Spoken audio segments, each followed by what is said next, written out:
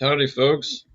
On this episode of the Dusty Trails and Tall Tales podcast, we're joined by one of the most respected and versatile voices writing about the American West today.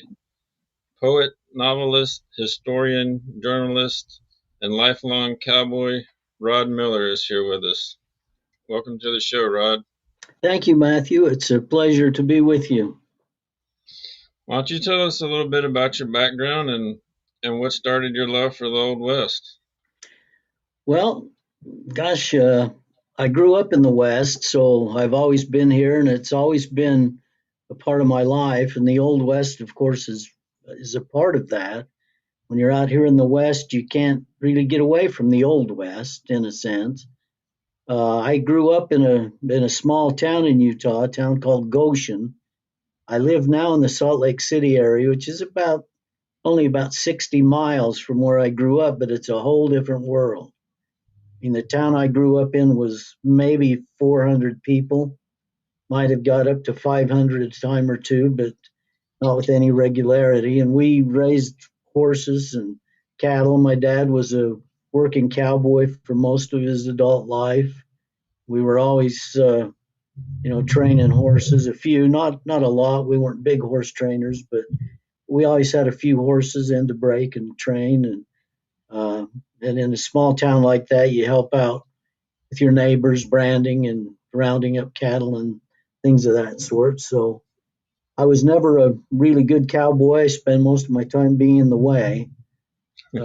I did pretty much everything you can do with a cow, but it's not to say I was very good at it. And Yeah. then when I got into high school, I developed a love for rodeo, and I rodeoed for a few years, both in high school and college, and amateur and pro rodeos around the region here, and really enjoyed that. It was a lot of fun. Um, but I graduated from college and went to work in television and radio production for several years, a few years really, and then moved into an advertising agency job and worked in ad agencies in Idaho and Utah and Nevada for probably about 40 years. So I kind of, that kind of work, you have to pretty much live in at least a small city. And so I wasn't really involved in directly in the cowboy life anymore, but it's always been, I've always been somewhat involved in it in one way or another, and it's never left me, and I've never left it. So, now I'm retired and get to tell a lot of lies and stories about the things I did growing up. Well, did you get started with poetry first or the prose? Yeah, well, it's been kind of a strange, I guess, kind of unusual way to get into this. I've written all my life. I have a degree in journalism, and I worked in the ad agencies as a copywriter and creative director. So I was always writing. I was always writing ad copy and other marketing materials. Wrote a column for an advertising newsletter and a few pieces for some national ad uh, trade magazines. But I never really considered myself a writer. People who write books and poetry and that kind of stuff, they're different. That's I didn't even know if I could do that sort of thing. And then when I was in my mid 40s, and cowboy poetry had become pretty popular, and I really enjoyed it. I'd like to listen to it, and I'd like to go listen to poetry site. And I just kind of wondered one day if I could write a poem. And of course, it was a cowboy poem, and I started writing poetry. And unfortunately, there were a few magazines around at the time, some fairly substantial magazines, Western Horseman, which is still around, an American Cowboy, which is kind of still around in a way, but not really. But they both published poetry regularly, and I started submitting poems, and they published some of them, and that just sort of encouraged me. If it, not for then, I'd have probably just given it up. And then one day I wondered, well, gee, could I write a short story? So I started trying some short stories and got some stories published in some anthologies.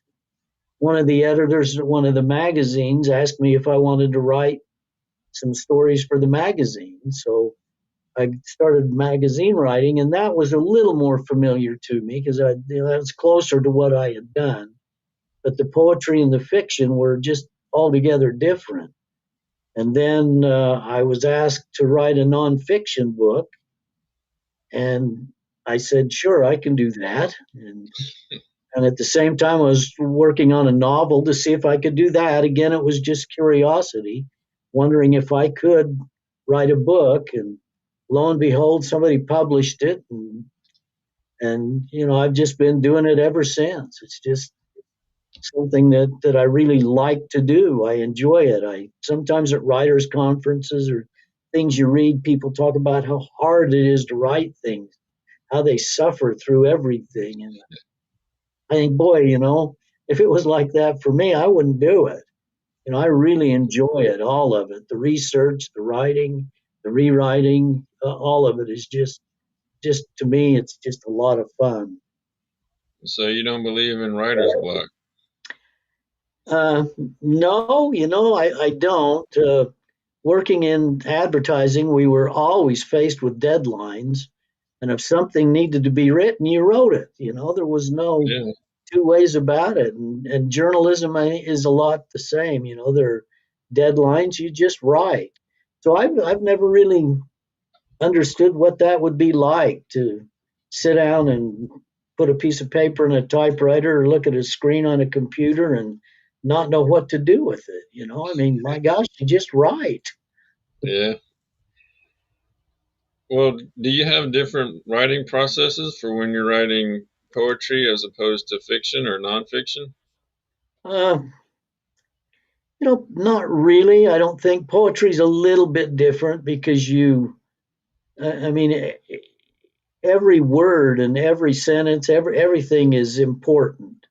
When you're writing prose, that's also true, but you don't give it the same attention. I mean, with poetry, a lot of times you're worried about meter and rhyme and following a certain form in the poetry, where you're not necessarily doing that when you write prose. So it's a little bit different process. But when it comes to writing fiction, I just, whether it's a short story, a novel, I just kind of have an idea and a general idea of what this book's about, but I don't do any plotting in advance. I don't do any kind of an outline. I just write. I create the characters, and then I just kind of follow them around and write down what they do.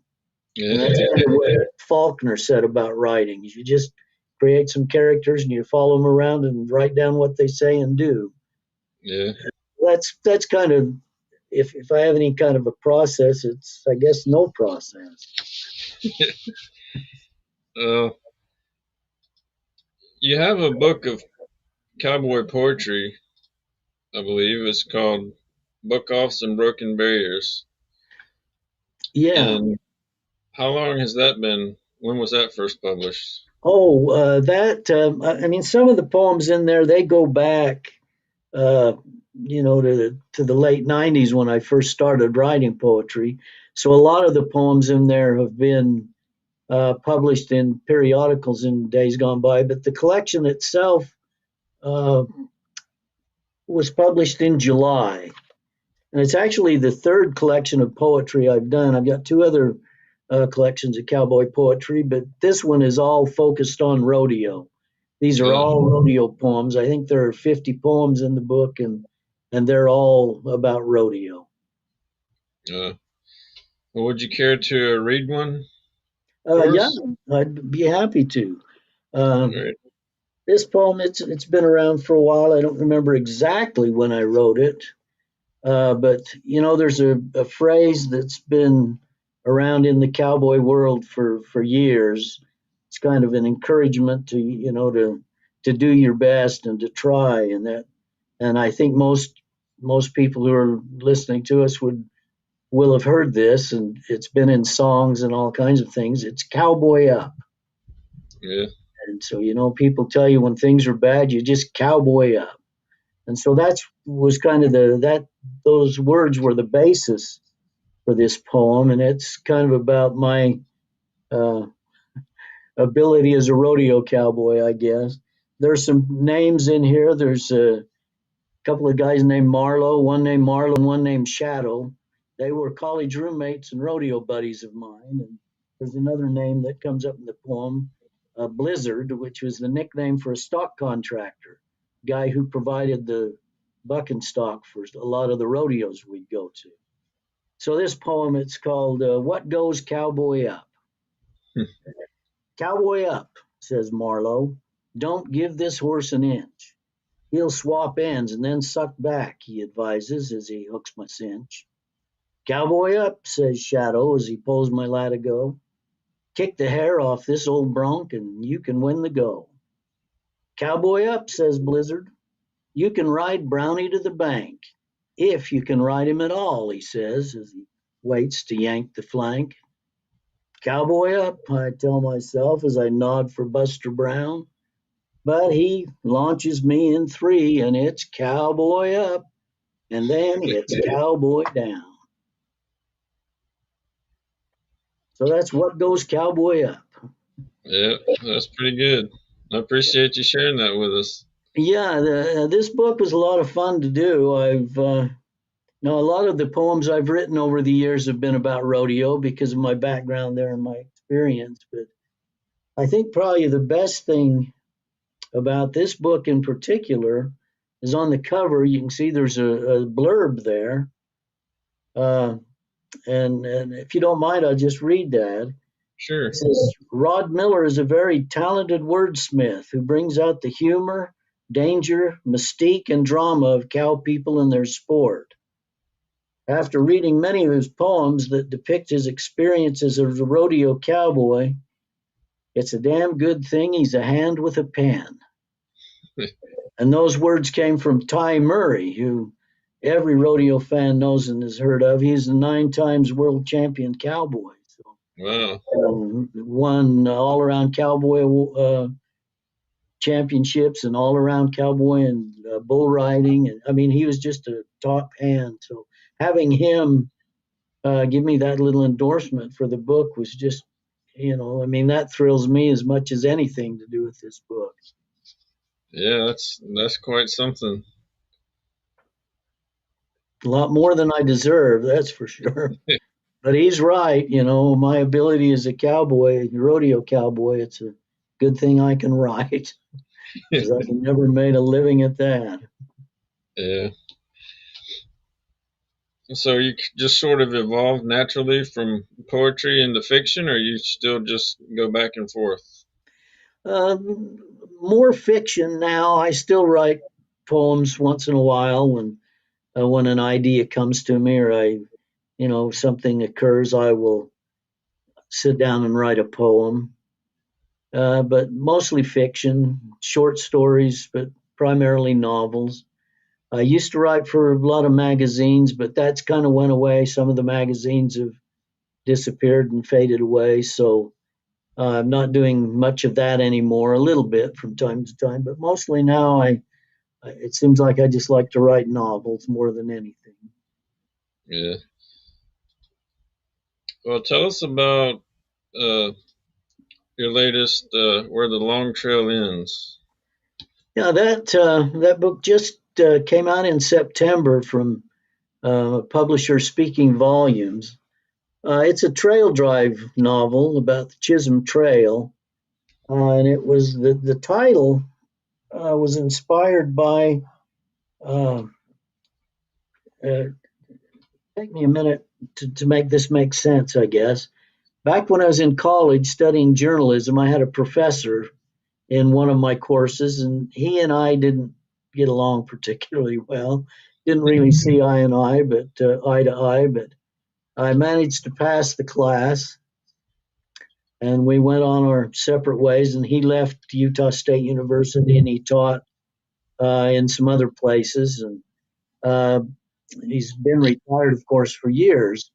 But he started writing poetry later in his life, and he got to looking around online and found a a website that used to be around called cowboypoetry.com was just a phenomenal website. The lady who ran it, Margot Metagrano, gathered poetry, young, new, and old, from all over the place, and just put together this marvelous website with lots of poetry and lots of essays and other material on there. Well, anyway, this old professor of mine who was writing poetry, his name's George Rhodes.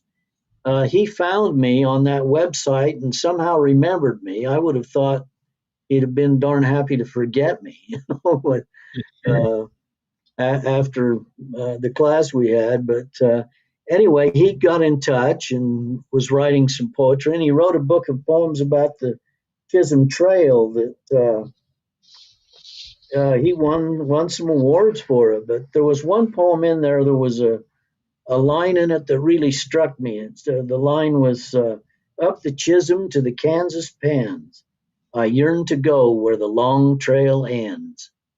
And so that's where I found the title for this poem was from a poem by George Rhodes, from a book of poetry he did. I had written about trail drives before, and a lot of people have. It's a pretty common subject because that was such an integral part of the cowboy history in America. In fact, that's kind of what made the cowboy an icon in American history, is those trail drives out of Texas going north up into Kansas and Montana and Colorado and Utah and other places. I wanted to figure out some way to do a trail drive novel that was a little bit different. And so I came up with this character who's kind of the central character in the book, who is he's a mixed race cowboy who's his name is Joaquin Ignacio McDonald, and of course the name doesn't quite fit, but one of his ancestors had been enslaved in on a plantation, a woman, uh, and it ended up with a baby from the plantation owner, and his name was McDonald, and so the baby took that name, and then uh, it went down through the generations, and it ends up that Joaquin's father was mixed race black, and his mother was a Mexican, so that's how his name came to be. But he had this old book of poems that his mother or his grandmother had stolen from the plantation owner's library, and it was a book and passed it down through the generations, and it was a book of poems by Robert Burns. And so Joaquin falls in love with this poetry of Robert Burns, but a lot of it he doesn't understand because it's written in Scottish dialect. Some of it he can muddle through and figure out, some of it he can't. But he's working on this ranch that's owned by a syndicate out of Scotland and England. And the guy who manages it is a Scotsman, and he has a daughter who opens a store in the nearby town. And one day Joaquin carries this book in there and starts talking to her, and she happens to love the poetry as well.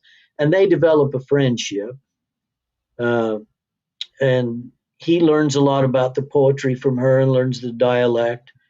And so that love for Robert Burns's poetry kind of moves throughout the book. And he has a clash with this young woman's father, who's the ranch manager where he works, and ends up getting fired and has to move away to another ranch. So they lose touch, but they correspond by mail a little bit over the years. So anyway, he ends up on this other ranch working, and he's breaking some horses and gets in a wreck and ends up with a broken back essentially, and so he can't ride anymore. His legs and his feet are just kind of in terrible shape, and so he has to rub liniment on himself pretty much every day, and ends up on a trail drive as a cook. He takes up cooking. Turns out he's pretty good with it. So the trail drive takes place with Joaquin as the cook, and they're on their way up to to Kansas with the herd, and his old boss, as it happens, is also driving a big herd right behind them, and so they end up back together in a kind of a conflict. And so, all the usual stuff happens on the drive. There are stampedes and there are flooded rivers they have to cross, and they end up uh, encountering a herd of buffalo that kind of complicates things. But the gist of it all is that Joaquin and the Scottish ranch boss uh, meet again, and so there's some conflict there, and how that gets resolved is kind of where the story ends. Yeah. So that took me almost as long as it would take someone to read it, I guess, but what it's about. A lot of Yeah. poetry, or not a lot, but there's poetry of Robert Burns throughout the book, and it has a big effect on some things. Yeah. What would you say the overall theme of the book is? Uh, well, I guess like any trail drive novel, it's can we get this herd to Kansas? Can we get this Yeah. herd to the end of the trail, to where the long trail ends? But there are a lot of subplots and other conflicts that happen along the way. And will Joaquin and the young Scottish girl ever get back together? They're it's just a friendship, but it's a friendship that got a barrier in there with her father. Hmm. And so, there are all these other little threads that run throughout the book. But it's primarily, can we get these cattle up to Kansas? Yeah. That's the big question, I guess, always in a trail drive novel. Yeah. I read it last week and I really enjoyed it. It's the first trail drive novel I've read in probably 15 years or so. I used to read the Ralph Compton trail drive series when I was a teenager, and but I really enjoyed it. It's well worth the read if anybody's watching hasn't read it yet. So definitely check it out. Well, thank you. I'm glad you enjoyed it. A lot of times as you know, as a writer, you write a book and you put it out there, and you kind of don't really know a lot of times what people think of it. I mean, Yeah, you get a review here and there, but a lot of those reviews, you never know anymore if they're even for real or not. I know. So it's always good to interact with readers and to talk with readers to find out how you're doing. So I'm Yeah, glad you enjoyed it. yeah. Have you gotten any other feedback from it? Just I get some emails from time to time from people who have read it and enjoyed it. A friend of mine from lives up in Alaska now. He's a writer who's very, very successful. His name's Mark Cameron. Used to write some westerns as Mark Henry, and for years now he's been writing kind of political thrillers. In fact, he writes a lot of the Tom Clancy novels. Uh, So you can imagine he's really successful. Plus, he has his own a couple of his own series. One featuring a guy named Arliss Cutter, who's a deputy marshal in Alaska. And Mark, that was his career. His career was as a deputy United States Marshal. But anyway, Mark, as it happens, had a love for Robert Burns, which I did not know about. But got an email from him one day with a photograph attached, and it was a picture of Mark in London standing next to a statue of Robert Burns. And he said in the email that he'd always been a fan of Robert Burns, loved his poetry, and when he went to London, one time he went to the trouble of finding this statue, just so he could be there and have a picture taken by the statue. well, And so that was quite a surprise because, like I say, Mark's a very successful author and a great guy, and the fact that there's something in that book that touched him was really really a neat thing. Yeah. Would you say Robert Burns inspires your own poetry? I've known his poetry and read it over the years, and uh, yeah, I think in some way, I think the all poetry. I think when you write poetry, it's like when you write fiction. Everything you read, you absorb something from it, and it'll come out in ways that you might not even know about when you write something. So I'm sure it affects me in there somewhere, but it's hard to know where or how. Yeah. Well, let's talk about the westerns in general for a minute. What do you define? How do you define the difference between the mythic West that's portrayed in westerns or Hollywood movies and the real West? Hmm. Yeah, that's kind of a tough one because in a way there are a lot of people out there who think the mythic West was the old West because that's all they've known of it. There are so many movies and television series and uh, novels and short stories that portray this mythic kind of thing that I mean it's based in truth. There's it grows from truth, but it also departs from truth. The Old West was a very violent place, but everywhere was a very violent place. Yeah, And I think the gunfighters and the outlaws who were certainly there, and they were all a part of it. But that's kind of what I think literature has concentrated on is the gunfighters and the outlaws, and the famous lawmen, those kinds of things, and they were only a part of it.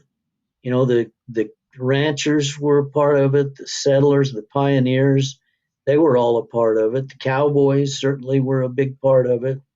And the gunfighters and the sheriffs are they're thought of as cowboys, but most of them weren't. They didn't know which end of a cow got up first. yeah, They just happened to find themselves in the West. So the West is a lot more complicated place, and there were a lot more things going on than what those mythic kind of heroic tales. This big good versus evil conflict, which was there. That's part of it. It always is. That's the essence of life in a way, is overcoming conflict or dealing with conflict. But there were a lot more conflicts than there were between two men with a gun. yeah. That was just a little small part of it. So your writing focuses more on the real West instead of the mythical West, you'd say. Well, I hope so. I try to. I mean, there are a lot of things to write about that I think haven't been written about enough. Uh, Like what? oh, there were. I've written a lot. There's a subject out here that has obsessed me for years, and it was a massacre that took place in Cache Valley, which is in northern Utah and southern Idaho. And it was a massacre of Shoshone Indians on the Bear River up there in a winter camp that was the worst massacre of Indians by the United States Army in the entire history of the Old West. And hardly anyone has ever heard about it. I mean, you hear about Wounded Knee and you hear about Sand Creek. Well, the massacre at Bear River was much worse than either of those or any others in terms of the number of Indians killed and the brutality involved. In fact, years ago, Larry McMurtry wrote a nonfiction book about all the bloody massacres and encounters in the West, and the Bear River Massacre wasn't in it. I Hmm. wrote him a letter and I said, you missed one. And he wrote back and said, I've never heard of this. So I gave him the name of the book, a nonfiction book I had written about it, and another nonfiction book by a great historian named Brigham Madsen, who was really the first one who shed light on the thing. So anyway, I have written a lot about that massacre. I've written a nonfiction book about it. I've written a novel about it. I've written several short stories about it.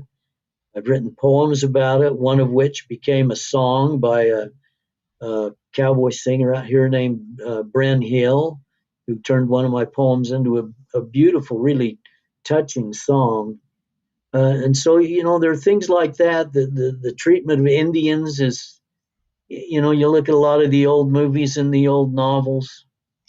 The Indians were always the bad guys, pretty much 90% of the time, and their history has just really been almost cast aside. I mean, in the last few decades, it's been more and more of it's been coming out, and the truth of it's been told more than it used to be. But that's, I think, one aspect of it. Uh, the pioneers that came west, there's been a lot written about them, but again, it's always in this sense of these are the heroes that come out to conquer the West, and the West didn't need to be conquered. The West was already here. There were already lots of people living out here, had been living out here for thousands of years.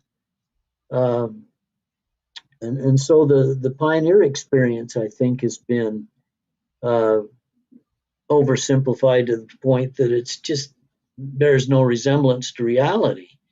If you watch the movies, you think everybody that came out here had to fend off Indians every step of the way. The truth of it was, a fellow and a historian named John Unruh did a book where he studied Indian attacks on wagon trains, and through everything he could dig up through military records, newspaper reports, firsthand accounts by people who were there, he totaled up all of the pioneers who were killed by Indians, and it's like, I don't remember the exact number, but it's about 365. And that's Wow. all, I mean, so even if it was double that amount, but like I say, you read a lot of the old novels and watch a lot of the old movies and TV shows, you'd think people were getting slaughtered wholesale. And Yeah. it just wasn't that way. It was a much more complex relationship between the Indians and the pioneers. And in fact, if it hadn't been for the assistance of the Indian tribes, the pioneers would never have survived out here. I mean, it was that way from the time the very first Europeans landed in New England. It was the Indians who saved them, or they'd had to go back home. So that's one aspect of it. The Spanish West, I think, has gotten, other than Zorro, most people don't know much about it. And it was a very complex and complicated uh, aspect of our history that doesn't get the attention it deserves. So, there are a lot of things, I think, that where the myth has overcome the reality. Yeah. What's the name of the novel you wrote about the Bear Creek Bear River Massacre. Bear The River? novel is called "And the River Ran Red," Uh, and that's the name of the poem that became a song as well. "And the River Ran Red," and actually, it's a line I I borrowed from Homer, and I believe it was in the Iliad, but it really was descriptive of what happened there. I mean, the army came in there in the dead of winter and attacked a sleeping camp and just wiped out at least 250, probably 350 Indians, Shoshone Indians who were camped there for the winter, as they had done for countless winters. Um, but they just slaughtered them wholesale. Men, women, children, old people, just killed everybody they could. Were there any misconceptions about the West in modern Western fiction that sort of frustrate you? Uh, yeah, modern. I think writers today uh, make a much better attempt to tell it like it was, as opposed to in the 30s, 40s, 50s, 60s back then, and kind of the heyday of Western literature. I think we tend to look at it a little bit differently now. Most writers will, uh, do a little more research and try to present a more realistic view. Not all writers, there are still, the old shoot 'em ups and the horse operas out there that keep coming along, and there's a place for them. But I think there are writers now like Johnny Boggs and Lauren Esselman, and I don't want to make a big long list because I'll forget too many of them, but that want to present a more nuanced view or a more accurate view of what things were like back then and what happened. Yeah, I really enjoyed Lauren Estelman. A lot of his The Gunman series, I believe it is. He's written a lot of really good books. I mean, I like my favorite of his books, and I've read a lot of them. Is uh, It's a novel called The Bloody Season, and it's kind of what happened in the aftermath of the OK Corral gunfight that's so famous. Yeah, A lot of setting the stage and leading up to the gunfight to a certain extent, but mostly what happened afterward. And it's just a great novel. yeah. What are some other your favorite writers? Like any of your influences? Well, Johnny Boggs, who's a friend of mine, and Lauren Esselman is as well. I've had the pleasure of getting to know those guys through Western Writers of America. They're both just outstanding writers that, I wish I could write as well as they do. Max Evans, uh, who's who's gone now, but he wrote some really good stuff. Elmore Leonard, I really like Elmore Leonard's way of writing and his way of telling stories. It's really, really great stuff. Elmer Kelton, of course. I mean, how can you not love Elmer Kelton? Yeah, He's I mean, he's just he's gone as well, but he's had so much influence, and I think he was one of the writers who was pivotal in trying to present a more accurate and more nuanced view of what happened in the Old West. And I think we owe him a lot. We'll never repay that debt. And I like Cormac McCarthy. I know he's kind of I mean, he's one of those writers that either you love him or you hate him. yeah, And of course he's gone too now as well. But his books, Blood Meridian, I think is just a phenomenal book. And yeah, his trilogy, his Border trilogy, he calls it. They're all really good novels. They're set in not modern times, but in kind of a period between the Old West and the modern West. But they're just outstanding. Win Blevins, I got to know Win Blevins. Just loved his books. Larry McMurtry, Lonesome Dove. I mean, that book is going to be around forever. That thing's never going to go away. And a lot of his other books, I think, are outstanding as well.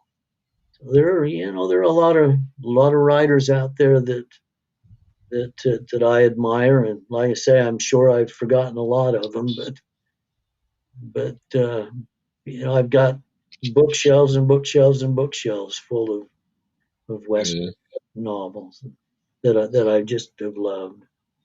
John Nesbitt, I shouldn't forget him. He's a guy from over in Wyoming that's become a great friend and is an outstanding writer and has been a kind of a good friend and helpmeet to me as I've tried to find my way through this writing Western novels. I've got a friend here in Utah named Michael Zimmer who wrote a lot of really good Western novels. He's kind of writing some mysteries now, but he wrote a lot of great Western stuff. Michael Zimmer's a really good writer, outstanding. What advice would you give to writers trying to write about the West authentically? It's research. That's the thing I think that'll make the difference. Uh, when you write fiction, of course, you have to create a lot of fiction around actual events. Uh, but even when you're writing just pure fiction, as some of my novels are, they're not based on any actual incident from history or any actual person from history.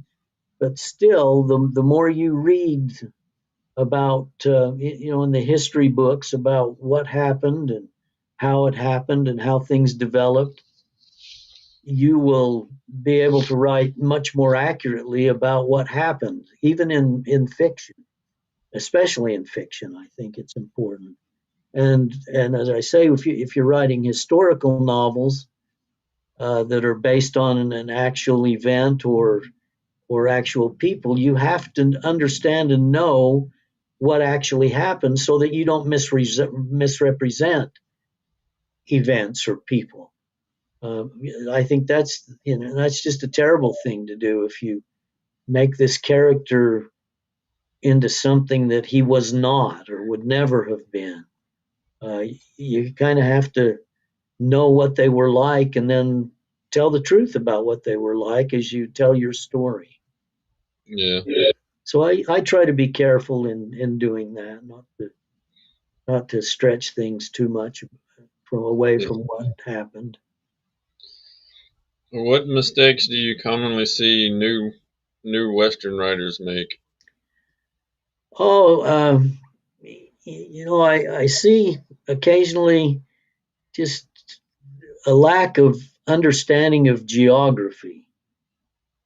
Uh, it's just, I mean, places are where they are, and you can't get from A to B in 2 days sometimes, and they'll have them covering a lot of distance and going places where to get there where they wouldn't have gone. I know I saw a manuscript one time where it was just so out of the out of touch with the reality of the landscape that I just couldn't even believe it. Um, people don't always understand horses and cattle, and so they will make a lot of really uh, mistakes that are unnecessary.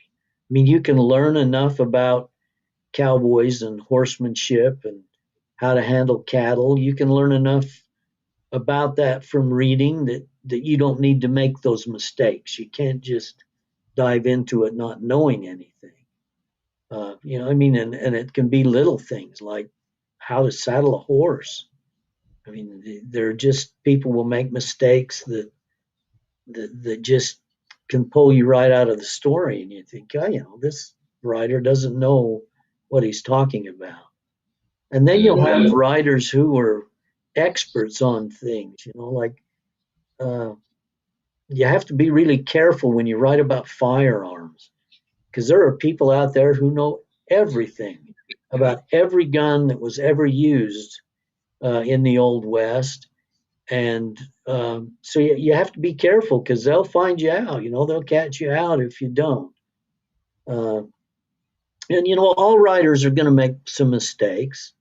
yeah, I wrote a little historic piece, was part of a bunch of writers who were doing these historic pieces, these short little bits for this online newspaper in Wyoming. And I wrote about a guy who had a ranch on the Powder River, and it's just one of several ranches he had. And I got an email from a guy who said, this was a really good piece about this guy, and I really liked it. But his ranch was on the South Powder River. which is different from I guess there must be a North Powder River and a South Powder River that come together to form the Powder River. So, that was a mistake on my part. And you make them. I mean, you can't avoid it. You can't know everything, but you got to try. I think Yeah. that's the important thing is to try. Well, what do you hope readers take away from your work, whether it's fiction or your poetry? Uh, well, I hope they find it was worth the time, and I hope they enjoy it. Although some of the books aren't happy books, I don't expect them to come away feeling uplifted, but maybe coming away thinking, "Gee, I can't believe those people did that." I can't believe that guy did what whether it's a fictional character or someone in real life. I want them to just remember what they read. I think if you write something really well, uh, I guess a comparison I've heard and used is kind of like you can write books and do movies and all this other stuff, and it'd be like cotton candy. You'll take a bite and it's really sweet and it's really intense and you really like it, but then it's gone. Whereas, I think if you write something well, it will stay with people. They might, a month later, a year later, there's still something in there, some little part of it that haunts them and they can't even associate it. Maybe they've forgotten the book, they've forgotten you, but that touched them in some way that will stay with them forever. And I Yeah. guess that's a lot to ask, but I don't want it to be just a few hours of whipping through the pages and keeping track of how many people died, how many gunfights there were. I want there to be something there that will grab them and keep a hold of them. What's the best way for our viewers to keep up with your work and find out what you got coming up next? Oh well, uh, I think that's one thing that has really changed in even since I started writing, which hasn't been that long ago. I mean, 25, 30 years, somewhere around there, which to some people will seem like a long time. uh, there are so many books written and published now with digital publishing and self publishing becoming so easy and so much the norm that there are so many books that come out that I don't know how anybody keeps track of anything. But I have a website, writerrodmiller.com. That's writer with WRITER, rodmiller.com. I have a blog that's writerrodmiller.blogspot.com where I post things, every few weeks or every month or two. I try not to just post things about my books that are coming. I mean, there will be little interesting stories from history and other things on there. So it's not just a commercial thing, it's not just advertising. So they can follow me there. I have on Amazon. I have an author page on Amazon, which I think everybody does now. I have a 3-year-old granddaughter, and she may well have an author page on Amazon. But all my books are available there. There's another website called bookshop.org. It's a nonprofit outfit that tries to help bookstores, independent bookstores all over the country, by featuring your books and then making them available through all of these bookstores, or ordering them online, of course. But that's a good resource, I think, for readers, and I think all my books are on there as well. So I'm out there, along with 40 million other writers. All right. I can be found if you look hard enough. All right. Rod, this has been a fantastic conversation. Thank you for sharing your time, your insight, and your stories with us. It's been great talking with you. Well, I really appreciate the opportunity, Matthew. And you do these things, and you don't ever know if you've made any sense. Even you just kind of open your mouth and the syllables dribble down your shirt front. And you hope some of them made sense somewhere along the way. So thank you.